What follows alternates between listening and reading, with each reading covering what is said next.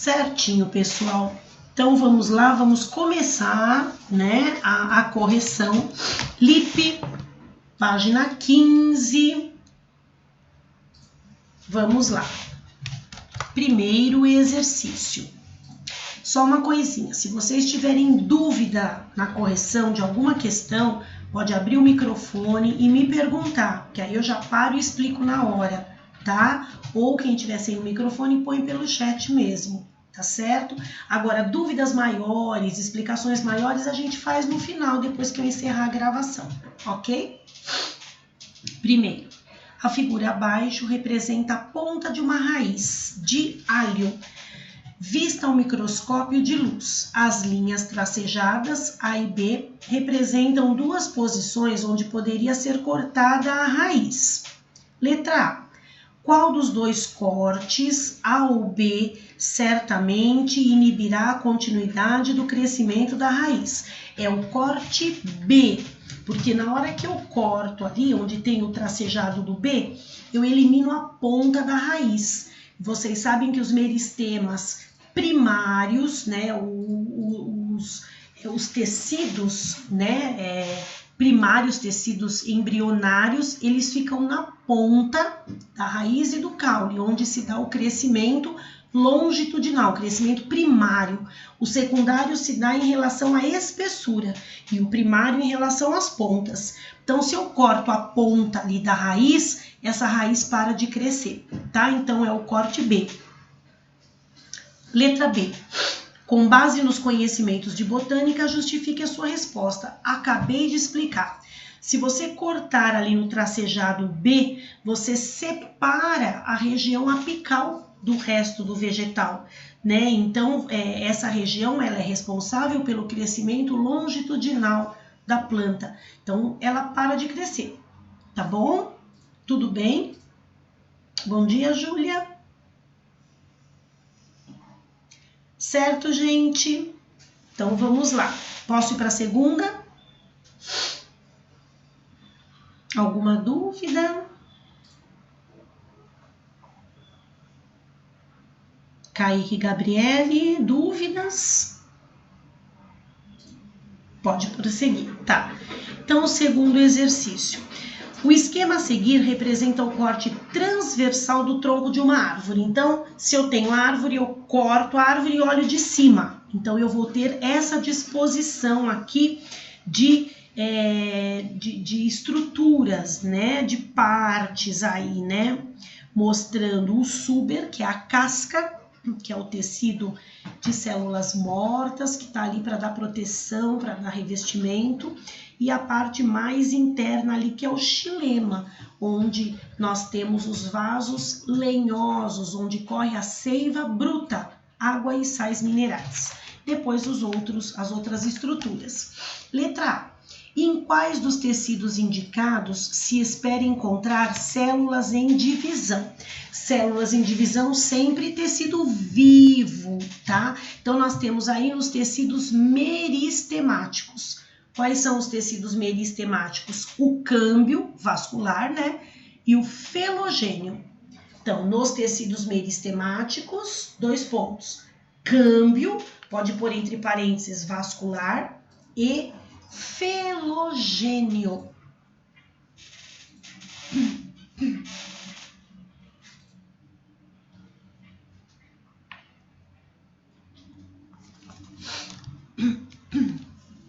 Letra B. Em qual dos tecidos indicados se espera encontrar seiva com maior concentração de substâncias orgânicas? É no floema. O xilema, ele conduz água e sais minerais, seiva bruta. O floema conduz a glicose, ou seja, aquilo que é formado depois da fotossíntese, né? A seiva bruta, ela vai das raízes até as folhas, aí ocorre a fotossíntese, transformando, né, originando ali a seiva elaborada, certo? Não é a seiva bruta que se transforma em seiva elaborada. A seiva bruta chega até lá, aí ocorre o processo da fotossíntese e a seiva elaborada, a glicose, é formada. Aí essa seiva elaborada, ela percorre os vasos do floema, indo para todas as partes do vegetal. Então, esse é o verdadeiro alimento da planta, é a glicose, tá? Então, no floema, que transporta a seiva elaborada, né? Rica em substâncias orgânicas, ali principalmente açúcares, né? Que é o alimento que a planta vai absorver, certo? Tudo bem? Bom dia, Giovana.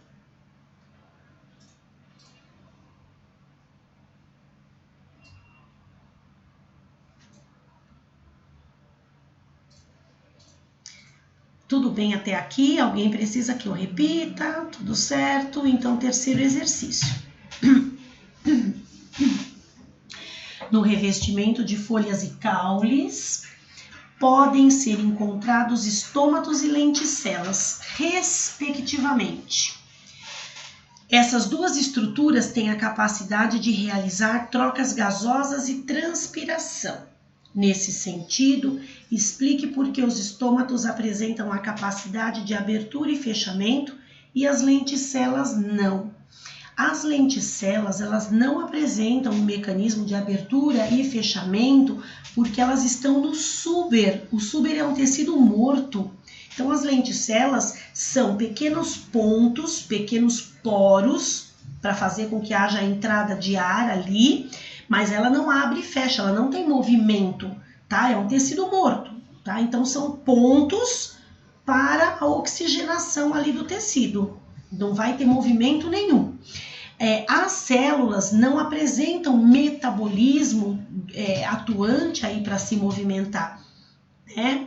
Então, tecido morto. Já os estômatos, eles são compostos de células vivas. Então, eles conseguem fazer esse movimento de abertura e fechamento do ostíolo, que é aquela parte central do estômato. Então, quando a planta ela quer perder água, para ela não tem problema perder água na transpiração, o estômato fica aberto, o ostíolo fica aberto. Quando ela precisa se proteger contra a desidratação, então se fecha, diminuindo assim a perda de água pela transpiração, tá bom? Então, a abertura e o fechamento do estômato se dá porque é um tecido vivo, são células vivas. Já as lenticelas não. Estão no súber, que é um tecido morto, então não tem movimento. Tudo bem? Dúvidas aqui? Sim, essa matéria é muito fácil, né? Então, dá para vocês lerem o texto, prestar atenção na videoaula, conseguem saber isso tudo numa boa. É uma classe inteligente, alunos ótimos, né? Que com certeza entenderam tudo muito bem, não é mesmo? Não tem dúvida de nada? Maravilha. Quarto exercício. Sobre os tecidos vegetais, assinale a alternativa incorreta. Errada. A errada é a letra E, tá? Todas as outras estão certas. A letra E está errada. Vamos ver por quê. A letra E está dizendo assim: o floema é um tecido responsável pela condução dos produtos do metabolismo, sendo constituído de células, em sua maioria mortas, e com parede reforçada de lignina. O erro está aí, né? Paredes revestido, né, com células mortas. Não, células vivas, né? Esse reforço de lignina não está no floema. Até porque é necessário que esse floema ele consiga passar pela célula para cair na parte dos tecidos, né? Para poder ir, para poder chegar até todas as células levando essa glicose, tá? Então o floema ele realmente conduz os produtos do metabolismo, mas não tem nada a ver com células mortas ali, tá? E muito menos impregnadas com lignina. Então é a letra E, certo? Quinto exercício.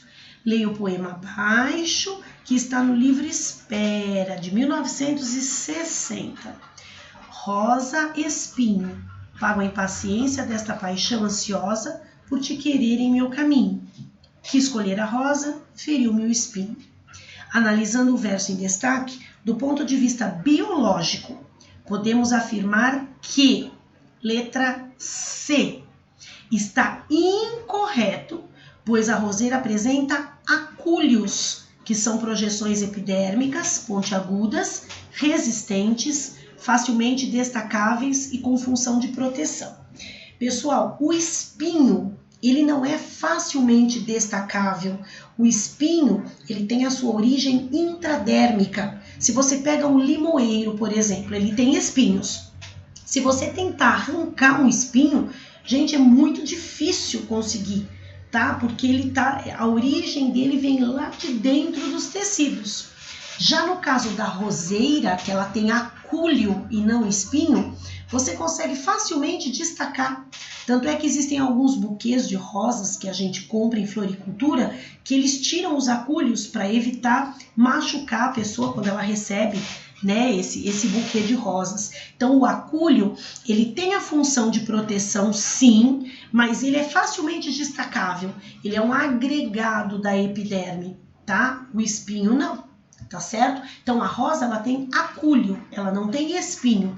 É que a gente no popular fala, né? Ai, o espinho da rosa me feriu, tá? É uma maneira da gente falar, uma maneira popular de falar, mas o nome correto é acúlio, tá? Então é a letra C. Sexto exercício.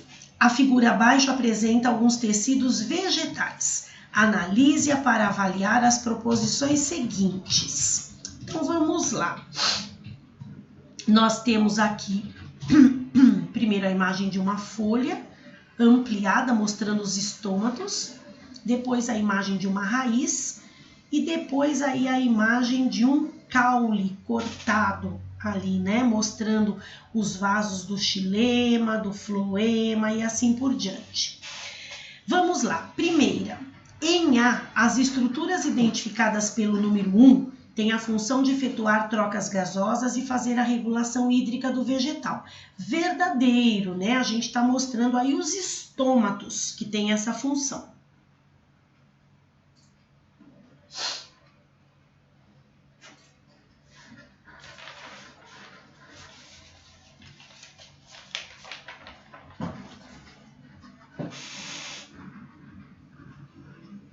Depois vocês têm a outra. A estrutura indicada pelo número 3 é chamada coifa e tem a função de proteger o tecido subjacente durante o crescimento radicular.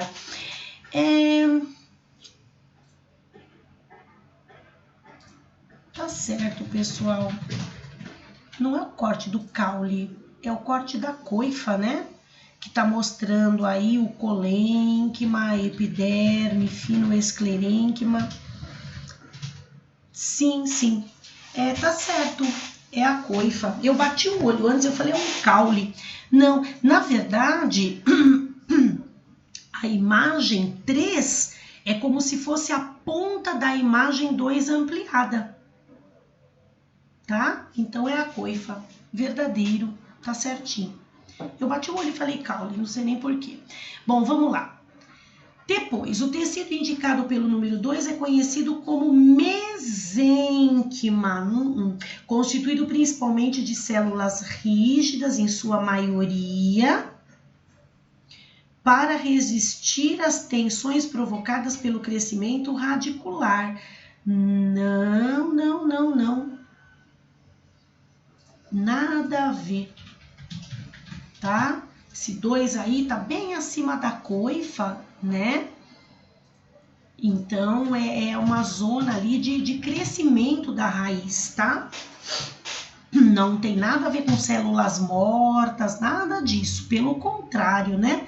São células em constante divisão celular para fazer a raiz crescer. Então, é falso.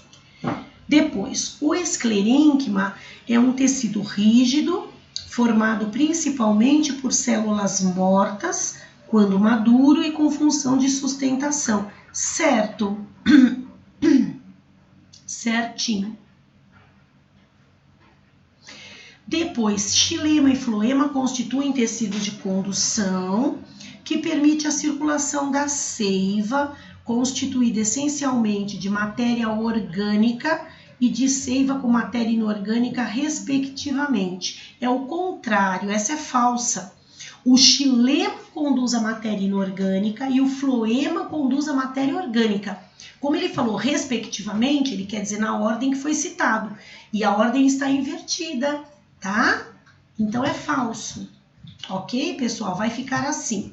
Verdadeiro, verdadeiro, falso, verdadeiro, falso. Tá? Bom dia, Giovana, que tá entrando agora. Bom, gente, ficou alguma dúvida nessas questões? Tá tudo certinho? Alguma dúvida? Não? Tá, deixa eu pegar meus roteiros aqui, que eu tenho um monte de folhas de roteiro. Vamos ver.